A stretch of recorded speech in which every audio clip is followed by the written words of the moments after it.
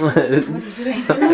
And he runs to the corner. So my husband jumps up, closes the French doors, and I'm sitting in my chair, and I'm like, I am not going to get up because I think something. And it was this big. It was huge. It was just huge. And it was black.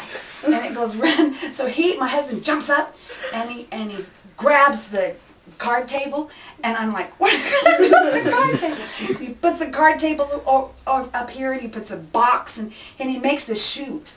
He cuts off this whole cattle. thing. Yeah, he cuts this whole thing off. He cuts off the hall, and so then he goes and gets, there's this little pincher thing that people use when they're in a wheelchair so they can reach things. His Sister Myra's. He gets this pincher, and he comes in with the pincher, and I'm thinking, what are you going to do with that?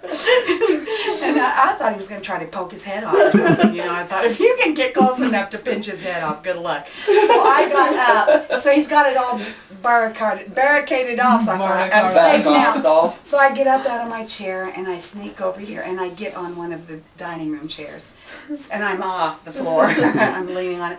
And the mouse had gotten behind my piano.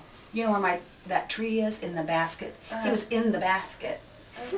And so he scared him out of the basket.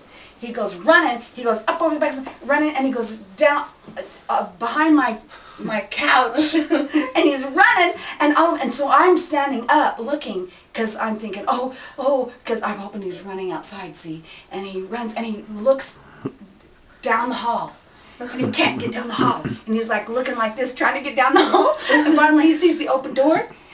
And he goes running for the open door. And then the door was open. He couldn't get out because the door was in the way. So he runs, and he ran through the back of the door and ran outside. And died. He died on the lawn. When did we find him? The next morning? That night he was dead on the lawn.